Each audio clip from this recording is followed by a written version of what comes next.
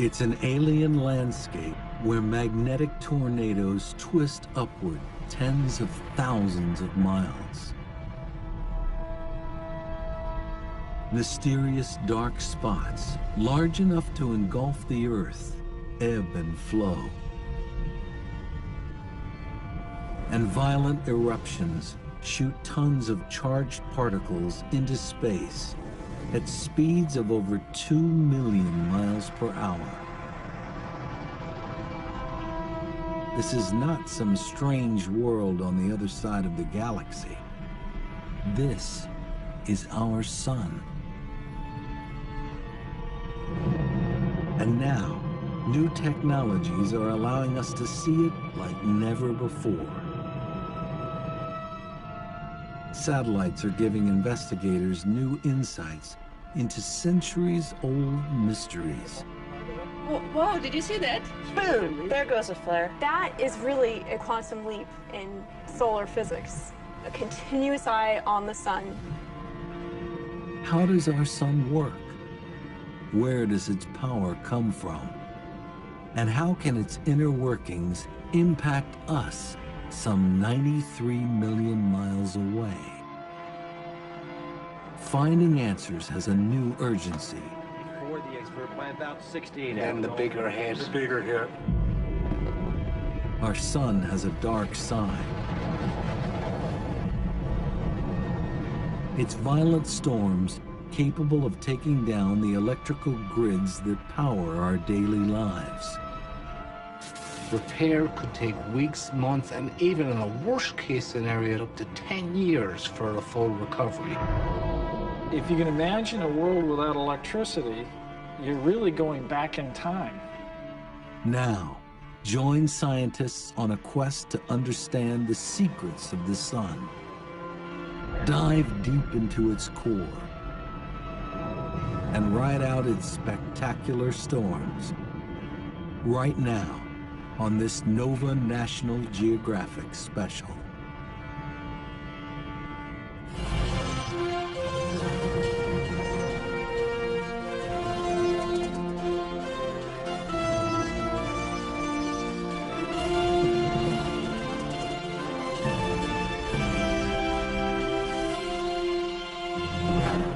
Major funding for NOVA is provided by the following. The David H. Koch Fund for Science, supporting NOVA and promoting public understanding of science. Discovering new knowledge. HHMI. And by the Corporation for Public Broadcasting. And by contributions to your PBS station from viewers like you. Thank you.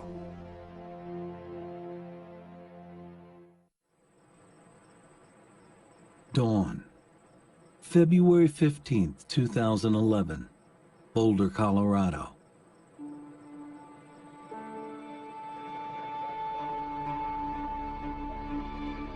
The team at the National Space Weather Prediction Center begins its day as it usually does,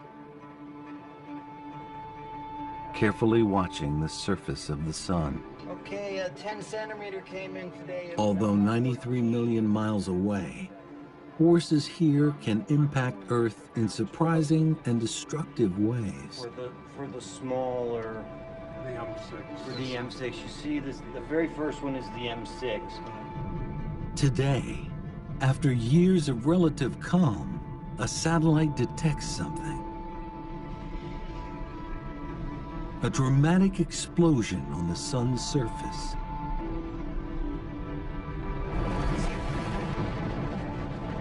A violent solar storm that would dwarf Earth is erupting, releasing a massive shockwave, hurtling towards us at over 1 million miles an hour. Right now, no one is sure what to expect. But I think that the M6 is going to get here. We have to determine when that thing is going to impact Earth's magnetic field. 8 hours. It's going to be sometime tomorrow, perhaps later in the morning, later at night. That's exactly what we're trying to determine. In fact, I have to join the discussions right now, so I'll get back with you. The team models the approaching storm. So 15Z for the arrival of the CME. This is it here. Right there. Their simulation shows it racing out from the sun on the left towards the small dot on the right, Earth.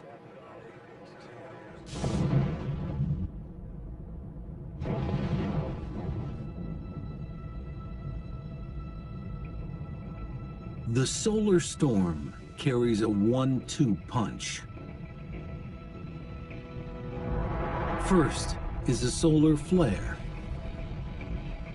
releasing an outburst of X-rays that can reach Earth within minutes.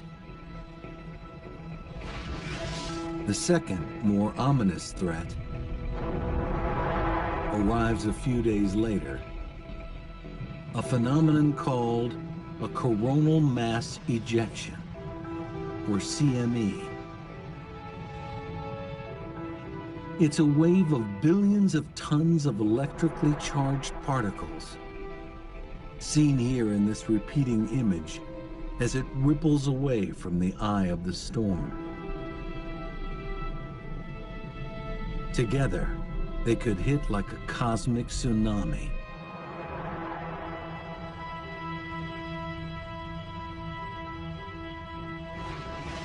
Delivering a surge of radiation and an electrical spike of trillions of watts,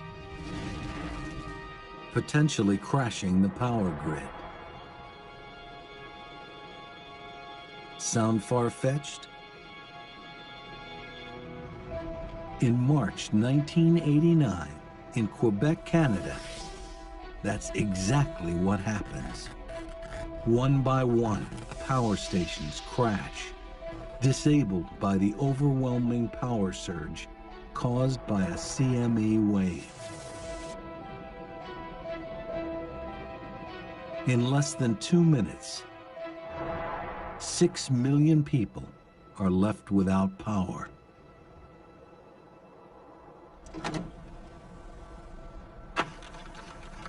Recently, NASA's Jim Green finds evidence that an even bigger solar storm hit Earth in 1859.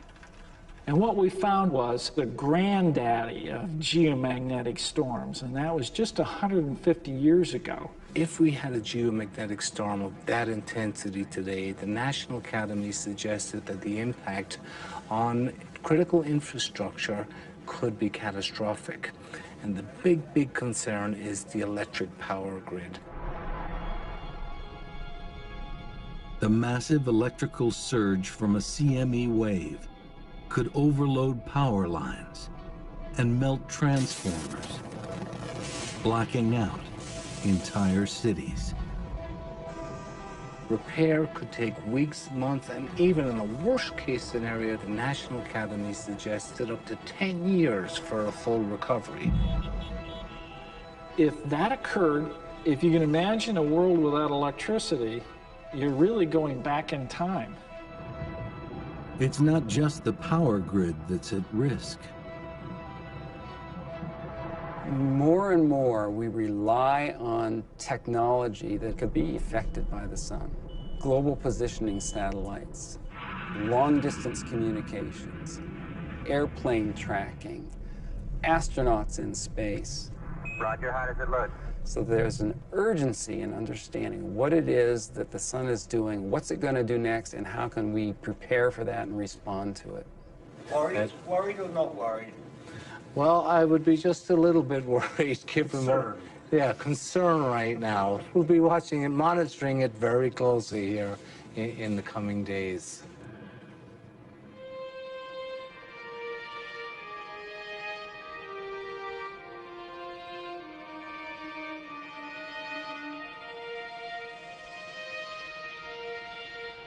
We've gazed at the sun since antiquity.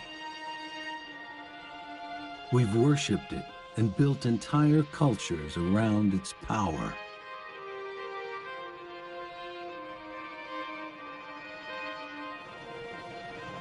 We marveled when it's eclipsed during the day.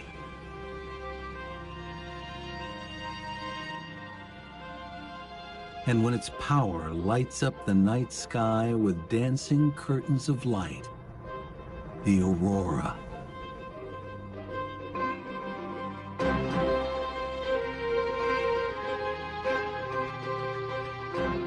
Its power and size are awesome. It is so huge, 1,000,000 Earths could fit inside it. Temperatures at its core soar to 27 million degrees Fahrenheit. It's been shining for over 4 billion years, and will do so for at least 4 billion more. Yet for something that has such an overwhelming influence on our lives, the sun is mysterious. How does the energy generated in its core reach us as sunlight? What processes are at work inside the sun? How do these powerful inner workings generate explosive solar storms? These are some of the mysteries scientists must understand to protect us from the sun's darker side. The sun can really surprise us. The sun is elusive, Crazy, Complicated. crazy, Incredibly dynamic. crazy. With explosive potential. The key to that explosive behavior lies deep beneath the sun's blinding surface.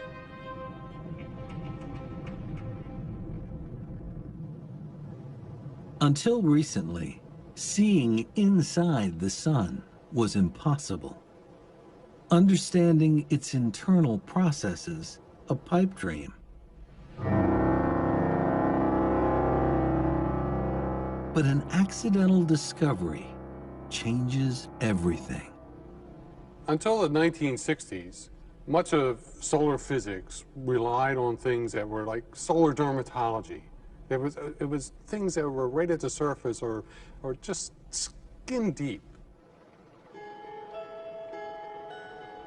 But as physicists study the sun in more detail, they make a surprising discovery. The surface seems to be vibrating, like ripples on a pond. Initially, they think the vibrations are the result of defective instruments. They couldn't get rid of them. They built better instruments, the ripples were still there. They looked at it for 10 years, and they did conferences, they all talked about it, and they harumphed.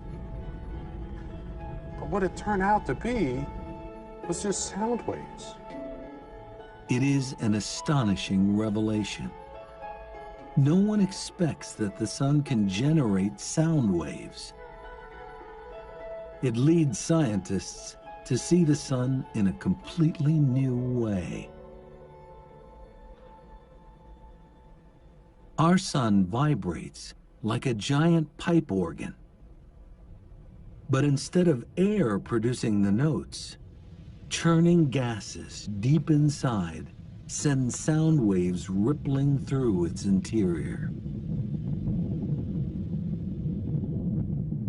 Because a sound wave changes as it moves through different material, we can look at the different frequencies and determine what's happening inside the sun. Geologists are familiar with this.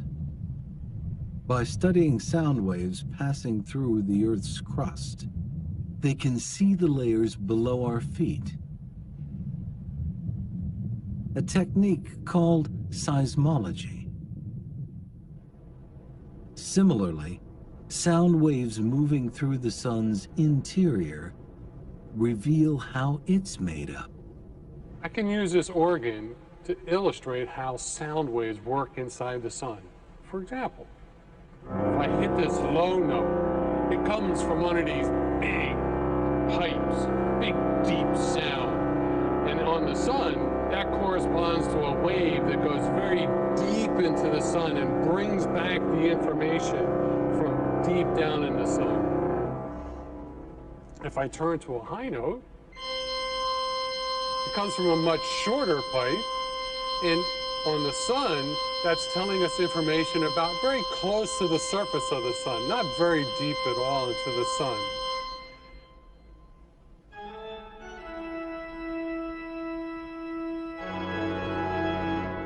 There are 10 million different frequencies resonating in the sun.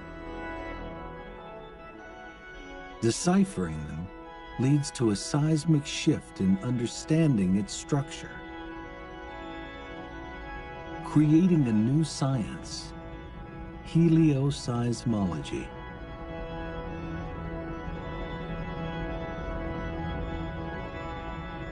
Once the helioseismology came along, we could not only see what the surface was, but we could actually tell what the physical processes were underneath.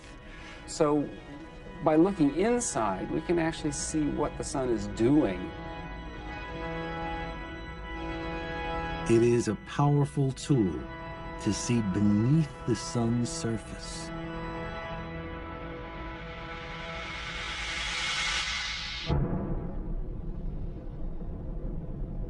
Studying the sun's sound waves reveals a complex, multi-layered machine. Directly beneath its blazing surface is a zone of perpetual churning. Next is a layer where light takes thousands of years to cross. At the center is the sun's core. It's the smallest region, but it's over 25 times the diameter of Earth. This is the powerhouse of our star. Everything we experience on Earth, sunlight, heat, and the effects of solar storms, starts here.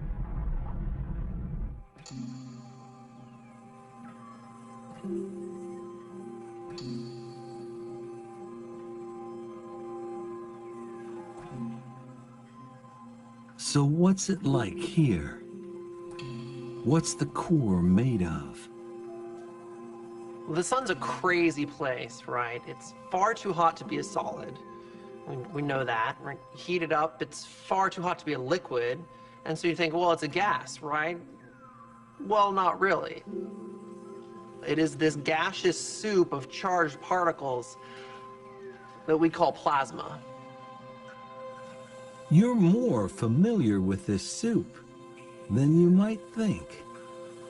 There are plenty of examples. Fluorescent light bulbs, flames, neon lights, perhaps fancy TVs that I can't afford, but these are all plasma. Plasma is sort of all around you. But plasma is radically hotter at the sun's core. The closest thing on Earth is lightning.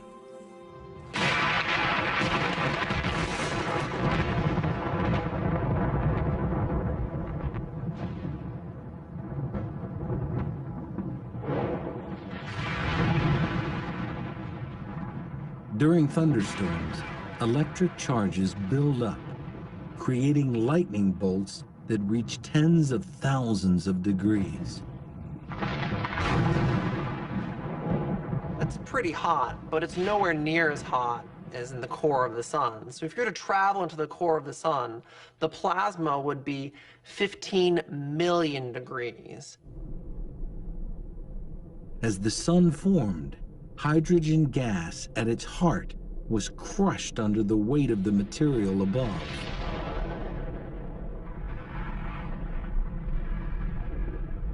Eventually, temperature and pressure rose so high, the hydrogen atoms broke apart into electrons and protons, creating plasma.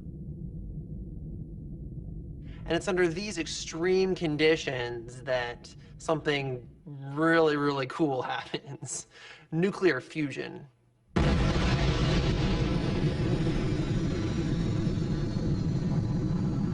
It's the same atomic process inside the hydrogen bomb.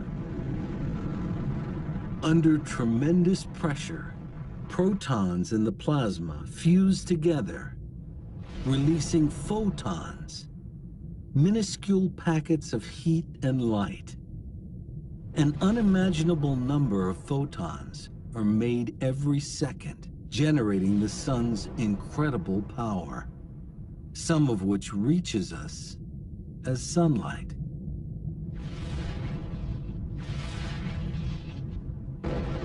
This atomic alchemy converts over 4 million tons of mass into energy every second in an endless loop.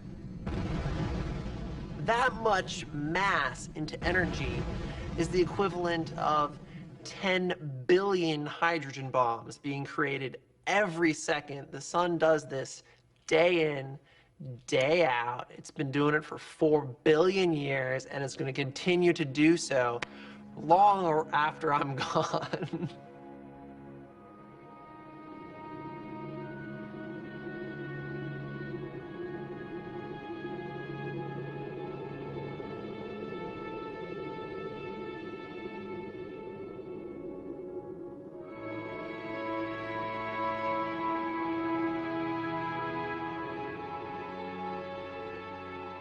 The energy of billions of bombs is released in the core every second. This begs a simple question. So you could ask, well, why doesn't the sun blow itself apart? It's because there's this beautiful balancing act that occurs. In the core of the sun, you've got this pressure from all of this fusion pushing outwards. And the sun is huge, so you have all this gravitational pressure pushing downwards. And so you've got gravity pushing down, and the sun trying to blow itself apart from the inside, and it is this beautiful balancing act between the two that keeps the sun in one piece.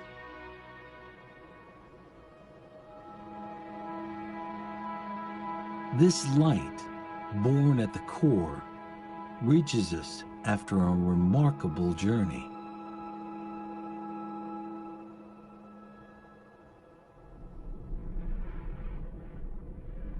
Away from the core, pressure and temperatures drop, and nuclear fusion stops.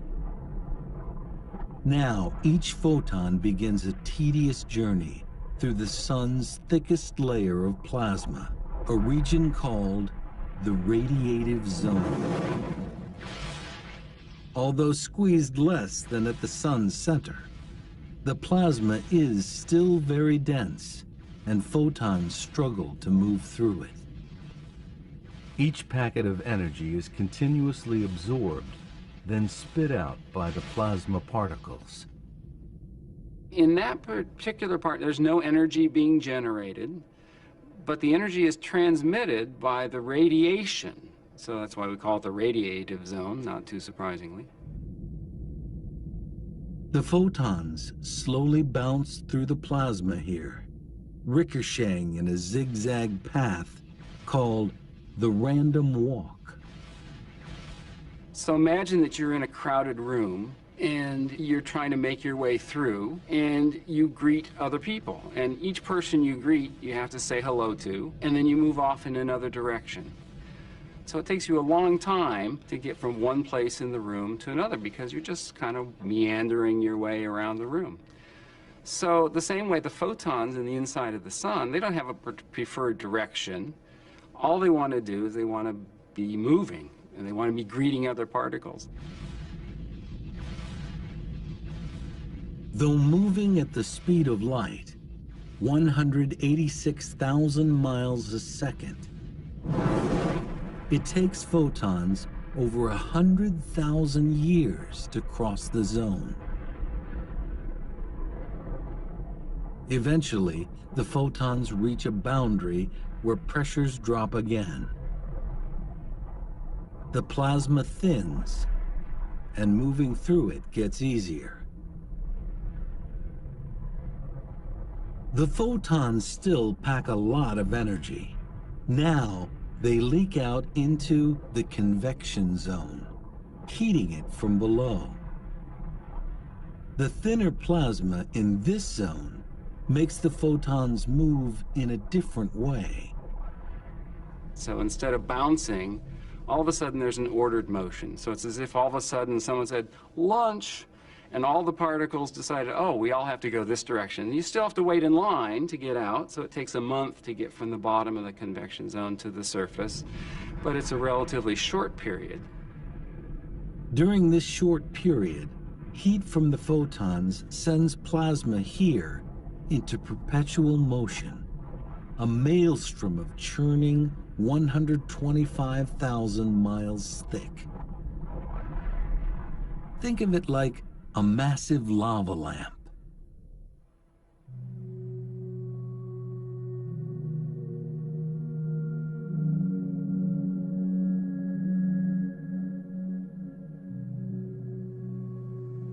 There's heat that enters at the bottom from the light bulb. It heats the material and the blob rises to the surface. When it gets to the top, it cools off. And when it cools, it gets more dense and falls back down.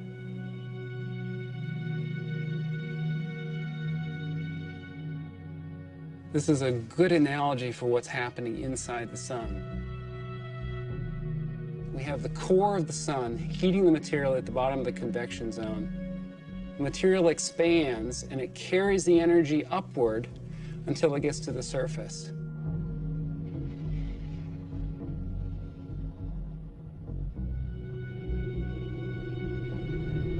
These incredible images reveal convection at the sun's surface, rising and sinking plasma that creates a mesmerizing structure called granulation.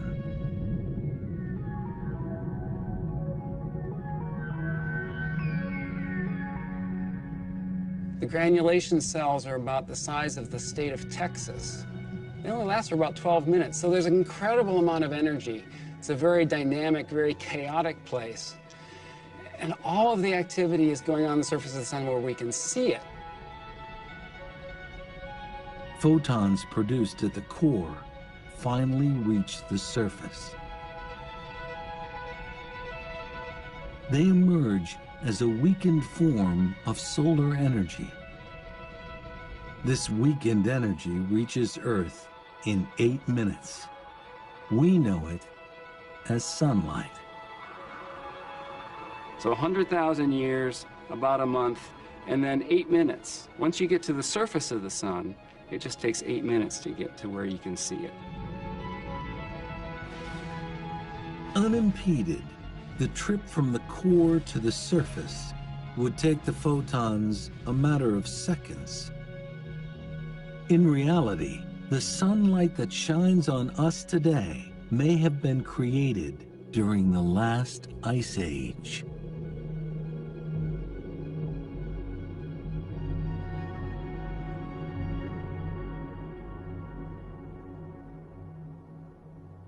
Energy reaching the sun's surface doesn't just result in sunlight. It can also trigger solar storms. Understanding the sun's destructive power requires 24-hour precision surveillance, something that, until recently, was impossible to achieve. 5, 4, go for main engine start. 3, 2, 1, 0. And ignition and liftoff of the Atlas V with the Solar Dynamics Observatory. February 2010. NASA launches its most sophisticated solar satellite yet.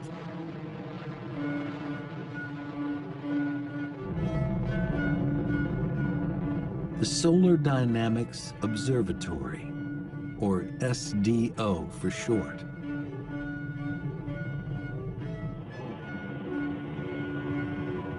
Way up on Mach 1. SDO is the first satellite to deliver almost continuous, super high resolution coverage of our nearest star, giving researchers unprecedented access to the sun and its secrets. The first day was very exciting. We knew we were going to open our doors that actually let the sunlight into the instrument for the first time.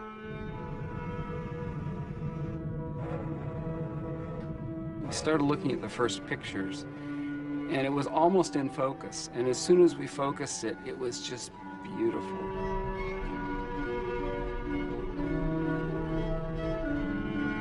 The new images reveal the sun like never before. An alien landscape where strange structures ebb and flow. Giant tornadoes, hundreds of thousands of miles high, that could easily engulf the Earth. And superheated bubbles of plasma the size of Alaska. When I look at the pictures, I think they're really beautiful. I'm struck by the dynamics of it. Things are changing all the time, no matter where you look. And I'm also pretty daunted by the complexity of it all. That's not surprising. Previous satellites only revealed a portion of the sun in high resolution. Now they see it in mind-boggling detail. Now, in order to look at the Solar Dynamics Observatory images that we're bringing in every day, we've built this very special wall, which is 9 high-definition television screens together that can display these images, so that the instrument and the display system together are an entirely new way of looking at the sun. We can see all the details of what is going on, and that is really a quantum leap in solar physics. Being able to see all of that all the time, a continuous eye on the sun.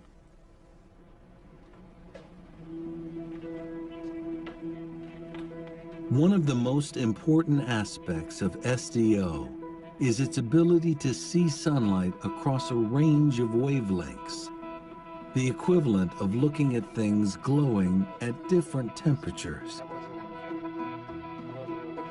Our eyes are most sensitive to sunlight glowing at around 10,000 degrees Fahrenheit.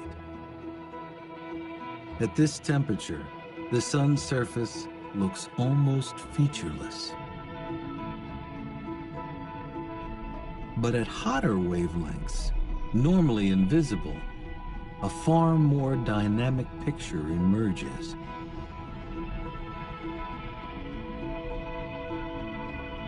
The February 15th, 2011 storm is a perfect example. In this repeating image, at around 90,000 degrees Fahrenheit, SDO captures just a ghostly trace of the CME wave. But at just over 1,000,000 degrees, the superhot plasma rippling away from the eye of the storm is much clearer. This allows researchers to see coronal mass ejection waves evolving across the entire sun. This is an absolutely amazing time for solar physics because of these beautiful high-resolution images that allow us to understand better the physics behind what's going on when solar storms erupt.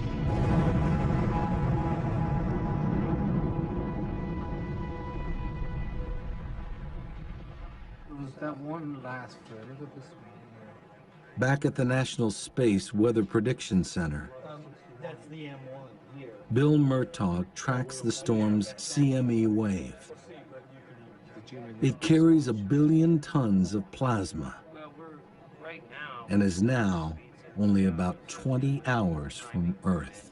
We're bringing it in mid to late on the 17th, into the 18th. What they see is alarming. Well, there's actually 3 CMEs that we're looking at. So we bumped up some numbers for late tomorrow. Yeah. It's not a single CME wave, but 1,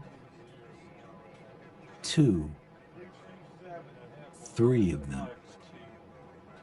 We won't call it the perfect storm yet or anything, but conditions are lining up for some significant space weather.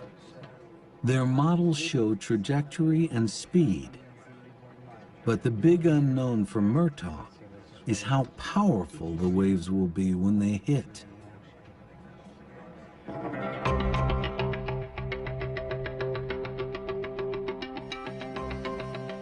The answer lies in a force that governs the sun: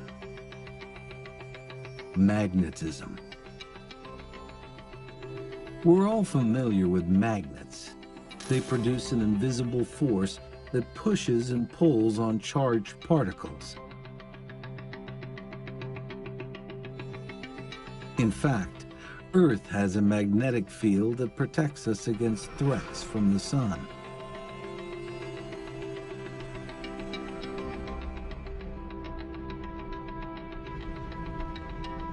But we are less familiar with the sun's magnetic power, which researchers believe plays a major role in driving solar storms. We've essentially learned that it takes 2 things to make a star magnetic. It needs to have these convective motions right underneath the surface, the bubbling of the gas. It needs to spin, and the faster it spins, the more active it becomes.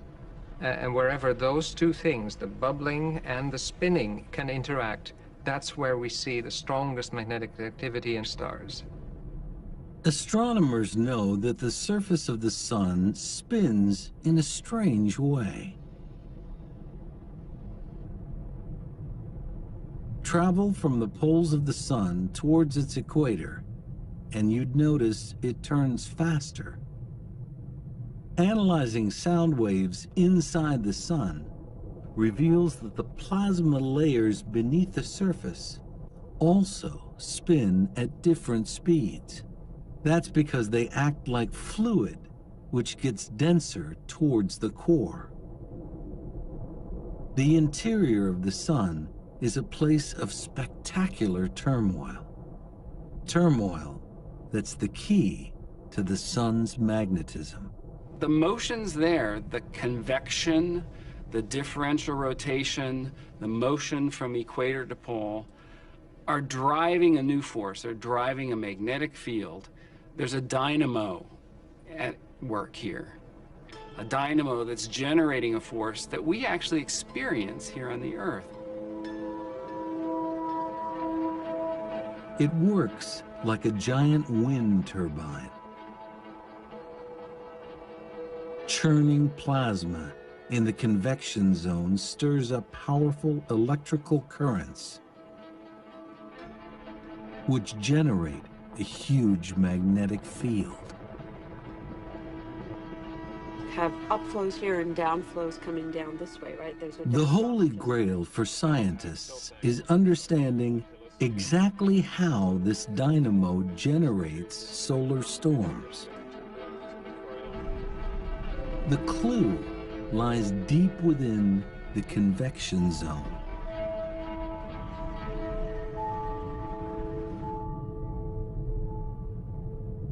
Magnetic field lines normally run from pole to pole.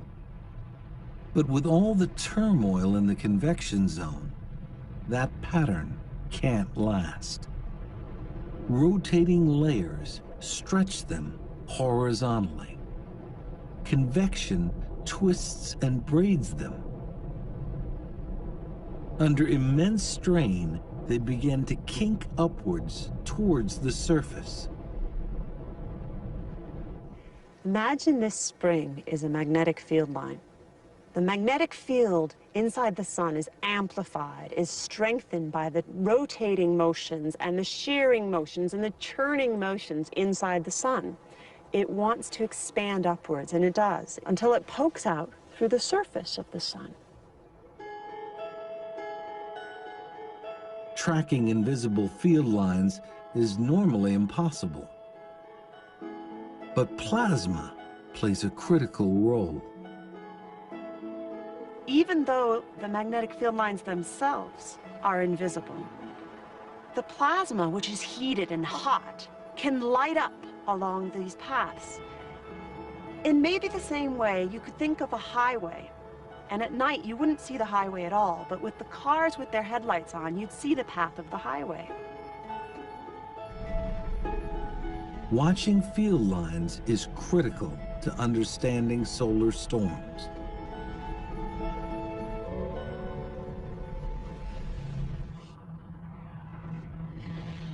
As field lines emerge, they form loops. One end has a positive pole and the other a negative pole.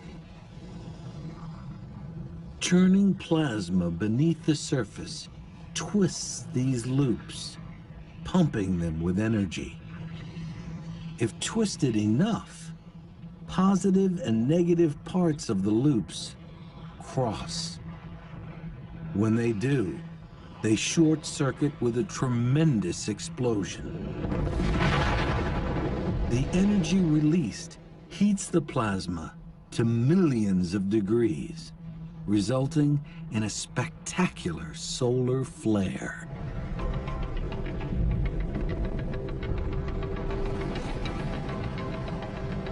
It's the final dramatic stage of a very long journey. Photons formed in the core make their way to the surface. Some pass directly into space as sunlight. But in the process, that surging energy disturbs the convection zone, generating a magnetic field. The field lines wind up to the point that it explodes in a solar flare. Now, SDO provides a complete and unprecedented picture as these events evolve.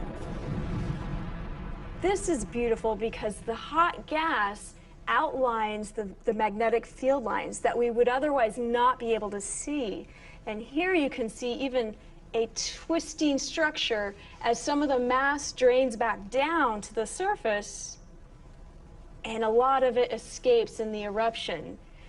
This is the essence of space weather, or solar storms. This explains how flares form, but it's not the end of the story. Crossing magnetic field lines can cause nets of plasma to be flung into space.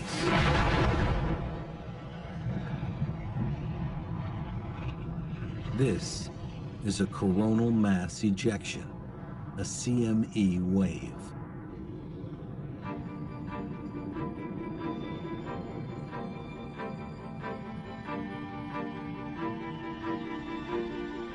The portrait of how solar flares and CME waves form is coming into focus.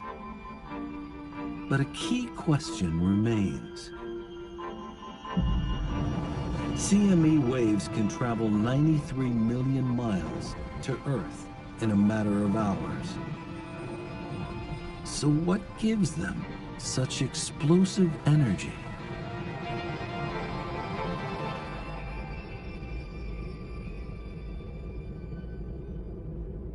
Part of the answer is hidden here in the sun's atmosphere, the corona.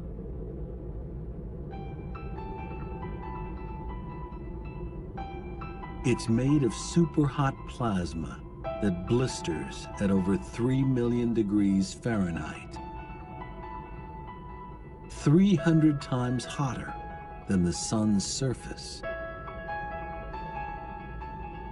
Some scientists suspect that this heat powers massive gusts of energy that blast CME waves toward Earth at incredible speeds.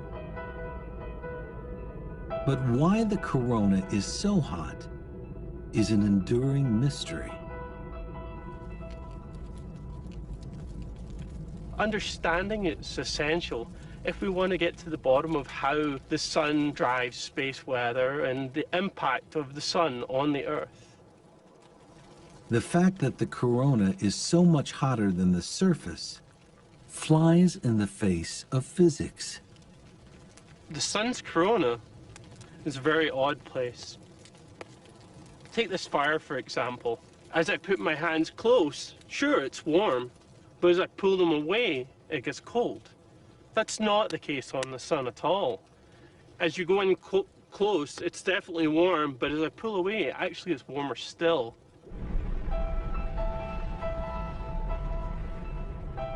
Recently, Japanese investigators observe high-velocity jets of plasma shooting up from the near surface. McIntosh suspects these jets deliver heat to the corona, but he doesn't have a way to confirm it visually until he turns to SDO for help. Lo and behold, we actually managed to join the dots and see, yeah, these objects that we could see moving out of the lower atmosphere at high speeds, kind of like these licks of flame, really were reaching a couple of million degrees. It was really a tumultuous moment. We kind of looked at each other and said, wow, what have we just done? They've shown that the plasma jets accelerating upwards from near the sun's surface generate tremendous heat. As a result, temperatures in the corona soar to 3.5 million degrees. If confirmed, it represents a huge leap forward in understanding CME behavior.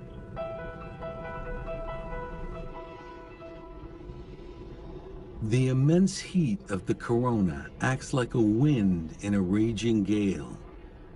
It's constantly pushing on the plasma draped on the field lines, billowing them out like sails pulling on a mast. Like solar flares, when magnetic lines cross, there can be an immense explosion. In this case, the lines are cut and the sail whips off into space.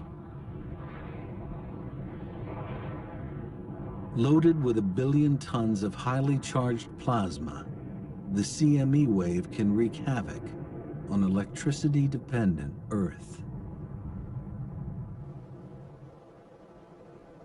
At the National Center for Atmospheric Research, this violent event is captured by satellites.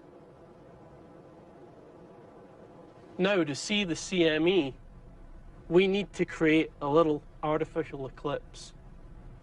To do that, we block out the light from the disk of the sun, and that's this little circle here. But what that allows us to do is to see this extremely faint, high-speed thing shooting away from the sun. This one moves at about 1,000 kilometers per second. By enhancing the picture and slowing it down, it's possible to see the shock wave moving at over 2 million miles per hour.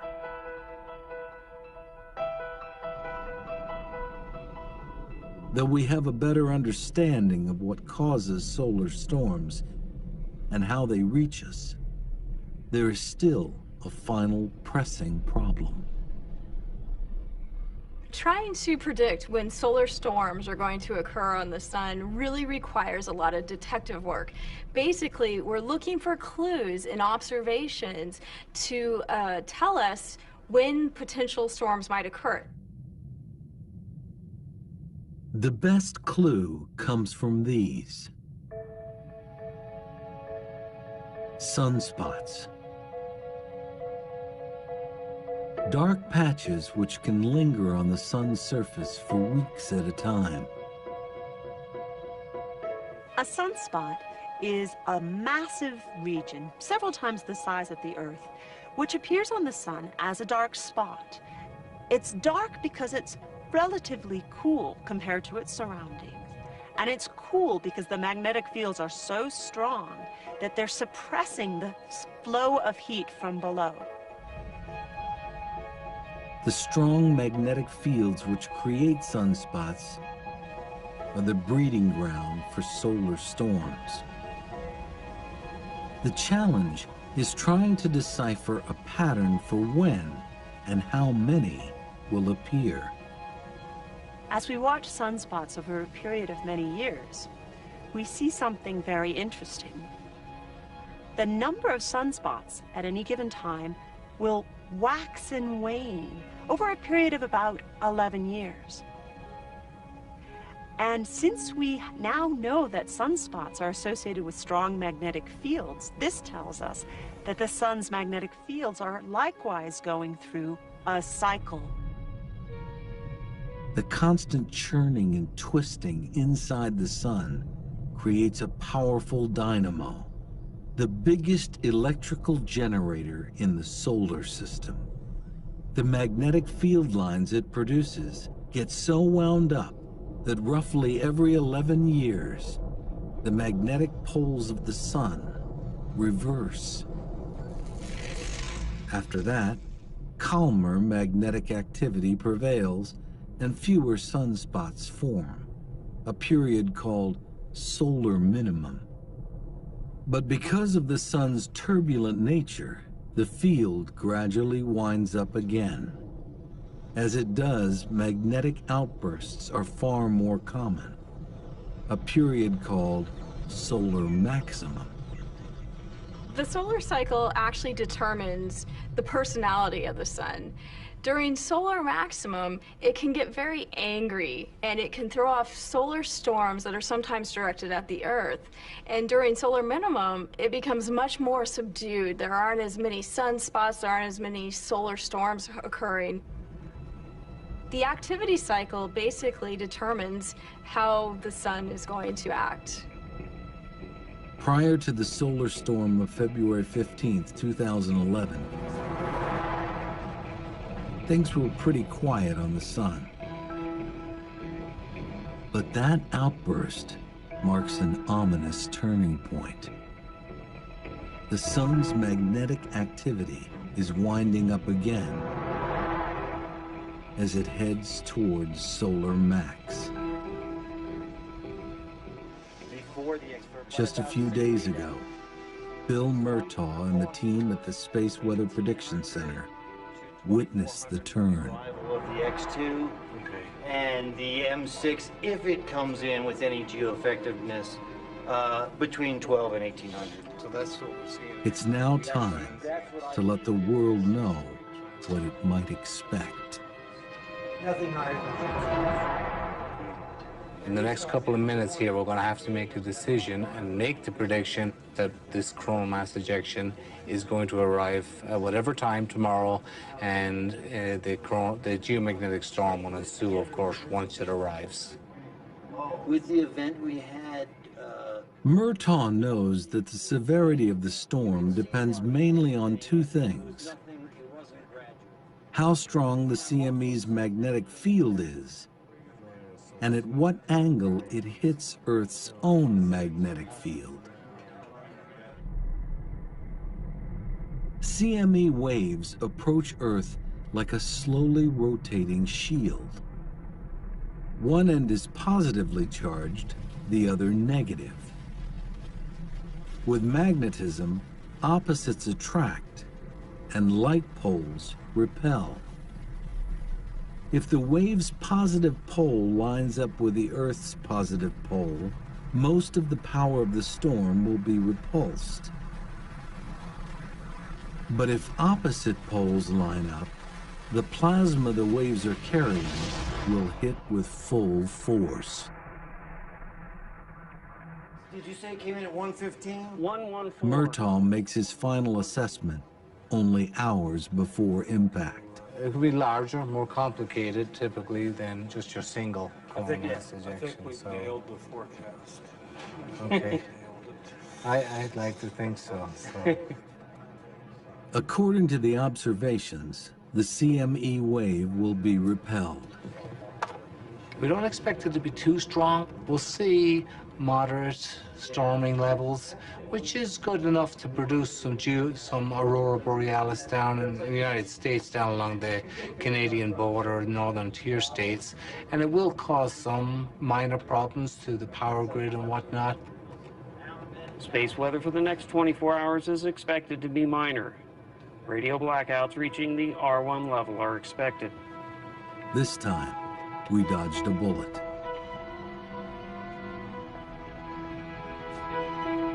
But disturbing evidence suggests the Earth will not always be so lucky.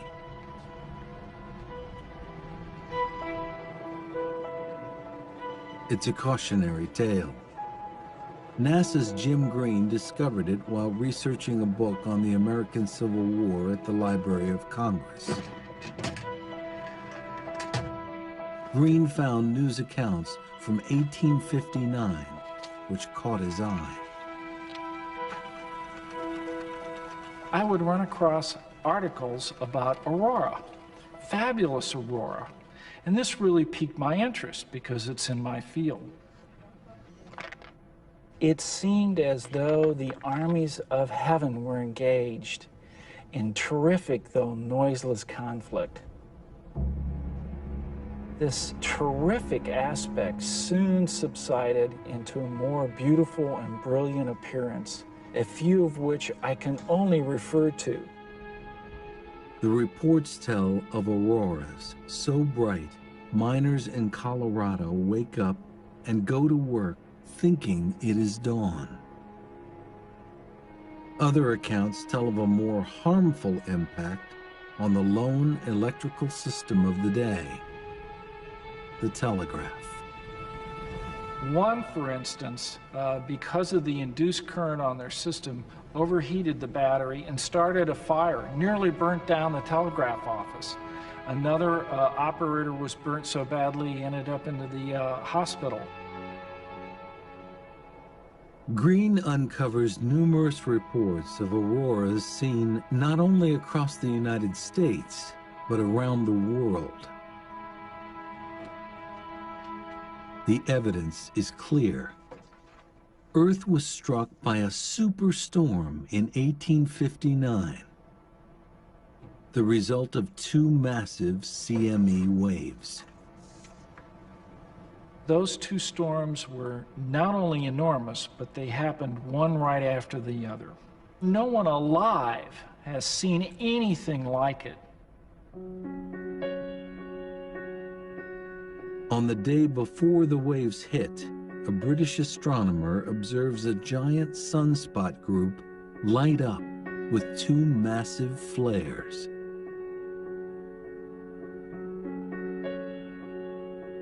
The second CME wave hit 18 hours later, allowing Green to calculate its speed, 5 million miles an hour, plowing into Earth at almost 4 times the speed of the February 15, 2011 CME waves. Using the various reports, Green is able to reconstruct the 1859 storm. The accounts suggest that the poles of the CME waves were aligned, and instead of being repulsed, the waves hit with full power. The charged particles funnel down into the atmosphere, electrifying it like a giant neon sign, producing dazzling aurora displays. The storm is so intense, Earth's magnetic field all but collapses. Millions of tons of plasma spill towards the equator, and a powerful electric surge pulses over the globe. For the largely pre-electrified world, the moment passes with minimal damage. That might not be the case today. It has the potential of knocking out power grids. And if it burns out transformers that are hard to replace, we may be without electricity in many areas for a very long period of time. There's only a few places that make these 125 kilovolt transformers. It takes several months to make them. And if you burn out half of them, we're going to be shooting squirrels and chopping wood out the backyard for a long period of time just to survive.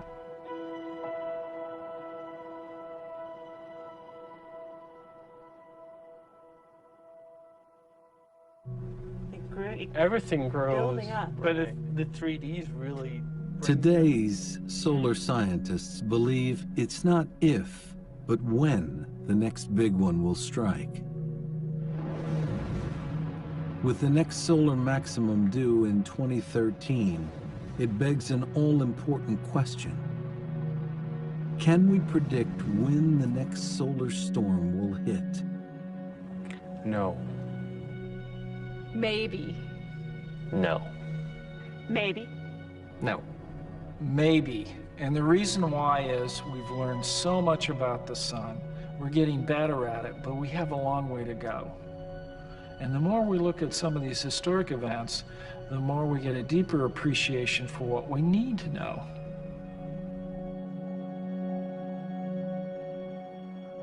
Today, we see the sun better than ever before. We're beginning to understand it from the inside out. But its unpredictable personality means there will always be uncertainty when living with a star.